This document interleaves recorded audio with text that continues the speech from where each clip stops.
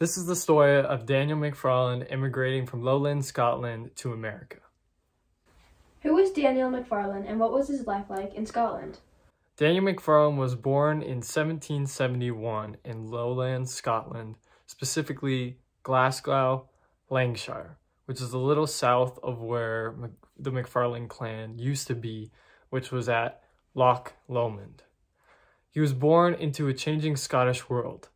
In 1745, the Jacobite Rising caused the breakup of clan structures.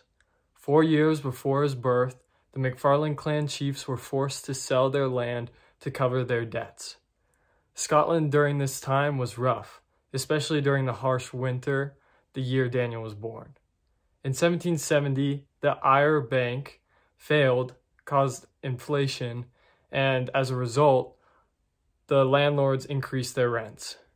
Poverty swept over Scotland. Due to the Entail Improvement Act of 1770, striving for agriculture improvement made many people unable to obtain lease and own land. So people had to work as laborers. What do you know about Daniel's family? All Daniel's parents died before he was born. His mother died when he was only 4 years old, and his father died when he was 10. I believe that he was an only child, but I'm not sure. If he was an only child, then he did not have much family left. When he turned 18, he married Jean Downey in Glasgow, Scotland. A lot of information I researched assumes that he lived in Glasgow as well. What was Scotland like at the time? Scotland was going through an agricultural revolution during this time. It was common for lowland immigrants to move from small farms to large towns and then overseas. Agriculture was becoming more commercialized, so small farmers would move to more industrial centers. Glasgow is basically the industrial heart of lowland Scotland, so Daniel most likely moved into the city instead of being on a farm. Churches offered public education, which was greatly valued in Scottish culture. Lowland Scotland was also generally cold and wet.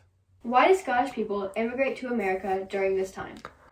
The breakup of the clans around 1745 completely changed Scotland.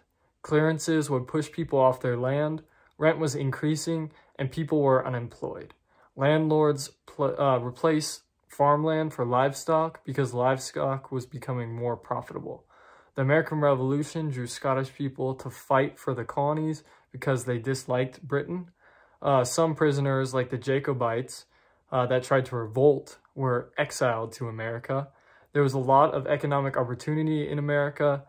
These early travelers sent letters back to Scotland about the amount of wealth and opportunity into America, which drew many more people from Scotland to come with them. Scottish immigrants stuck together, and sometimes people from entire small towns would go to America together. Why do you think Daniel went to America? Daniel probably went to America for many reasons. For one, he probably started receiving letters from family and friends explaining how much money people were making in America. Daniel was born during the peak time many Scottish immigrants settled in America, so most likely he knew people that went. The pushes of immigration consist of overpopulation in Scotland, lots of unemployment, and high rents.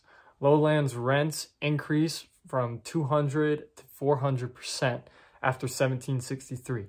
Also, lowland clearances could have affected Daniel and caused him to leave his small lowland farm to pursue a more industrial center. Highland clearances were forced evictions, and during this time, they were the cause of lots of Scottish immigration, but most likely did not affect Daniel. In America, there was a lot of land, employment, and more modern agricultural mechanisms. Not many Scottish immigrants expected to set up a completely new life and family in America. Given that Daniel and Jean did not have a lot of family in Scotland, I believe that they were optimistic about the opportunities in America and decided to go start a new life there. Letters from America were one of the biggest reasons Scottish people immigrated to the United States.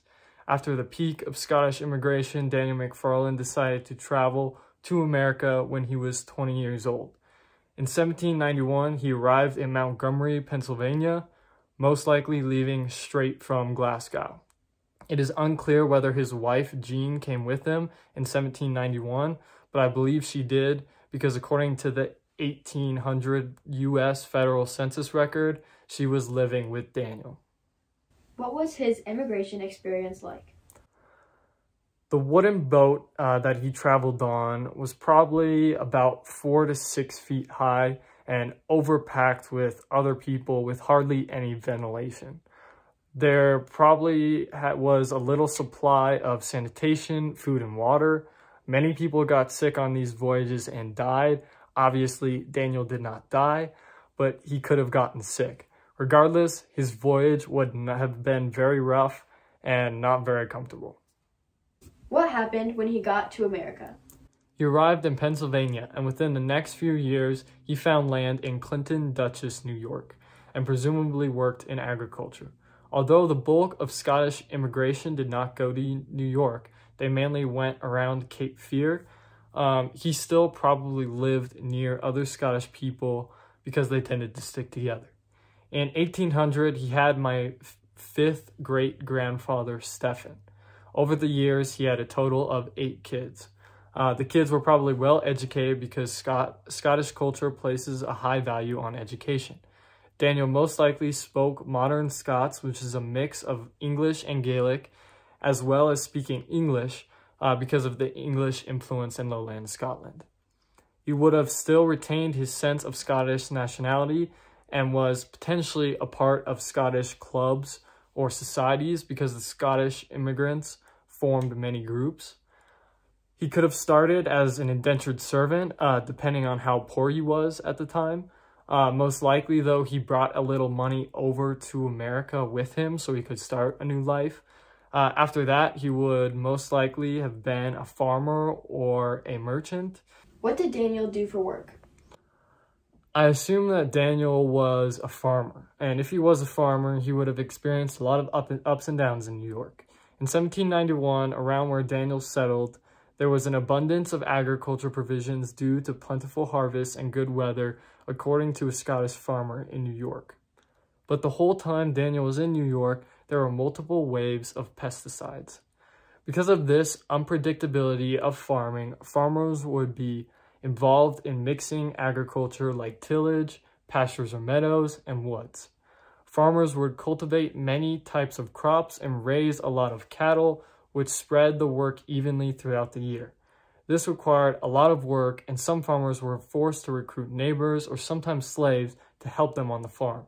Neighbors helping each other out built safety nets in case of misfortune and created strong communities. Daniel's wife, Jean Downey, probably worked as well to provide for the family. How much money did he make? I'm not exactly sure how much money he would have made, but so you have an idea of farming at the time, a 100-acre farm at the end of the 18th century would profit anywhere from $9 to $66, with an average of $28 to $35 and an average of long-distance trading of $35. Daniel most likely started regularly long-distance trading by 1820 because of better transportation and the expanding market. He probably made enough money to live a stable life and maybe even a little more than that. His town during his life experienced rising prosperity, but he probably had an excess of everything necessary to live, but did not have what the English would call life's comforts. Daniel's house would have very simple furniture, but somewhat expensive household tools like lamps made of glass. Some farmers had household paintings and pictures. Groceries were also a big part of expenses in the early 1800s. What would his overall life look like in America? There were disease outbreaks in New York from 1837 to 1857, which killed many immigrants, but did not affect Daniel. His life would have most likely not looked too different than his life in Scotland. Scotland was already filled with British influence, so that aspect of New York would have been familiar to Daniel. He also would have been surrounded by Scottish people as well. In New York during this time, the agricultural neighborhoods would have helped each other out. Families often lacked the manpower and tools needed for farming, so cooperation was necessary. Neighbors would collaborate, swap tools and meals, and build vital relationships for their survival. One of the biggest differences of his life in New York would probably be who he interacted with. It would be a very slow psychological transition for him to start feeling like an American, though. Who would Daniel have interacted with in New York? Daniel surely interacted with other immigrants from Scotland in Dutchess and in Hudson Valley. He might have also interacted with the Scots-Irish from Ireland because Dutchess, which is where Daniel lived, was right next to Ulster, where many Scots-Irish resided. The Scottish proper, which are Scottish immigrants from Scotland, especially the Highlanders, were a lot different from the Scottish-Irish from Ireland, and they did not generally interact much unless they were geographically close. The Scottish-Irish were mostly frontiersmen as well, while Scottish proper were mostly farmers. Since Daniel was a lowlander and close to where many Scots-Irish lived, it was most likely that he interacted with the Scots-Irish at least a little bit. New York was filled with immigrants from all over the world, but he most likely settled with other Scots, Welsh, and Englishmen. I know for certain that he interacted with an African American that lived with Daniel according to the 1840 U.S. federal census. He probably did not interact with any other African Americans. Why do you think Daniel had a free African American living with him then? The African American was most likely a servant for Daniel. Servants would generally live with whoever they worked for. It is less likely, but still possibility, that the freed African American was not a servant and just lived with Daniel and worked with him. Also, the African American could have also just been a slave sometime before 1827, because that's when New York legally emancipated all the slaves. All that being said, I do not know for sure why Daniel had an African American living with him. I also heard that Daniel's last name changed. Why do you think that happened? Language was not as bureaucratized as it is today. His last name changed from McFarlane to McFarlin. Could have easily just been an accident when Daniel wrote his name, or he changed it to become more American. Either way, this would not have been such a big deal because, like I said, English was not as bureaucratized. Did he stay in Clinton, Dutchess, New York his whole life? No, sometime in between 1840 and 1860, he moved to Montgomery County, Amsterdam, New York, which is not too far away from where he used to live. I do not know why he would move. His wife died in 1850, so maybe because of that, or potentially he moved closer for a better economic opportunity. In 1870, that brings us to the end of Daniel's story. Presumably, Daniel died in New York in 1870 when he was 99 years old. Daniel was able to take initiative and change his hard life in Scotland to living a simple life in New York.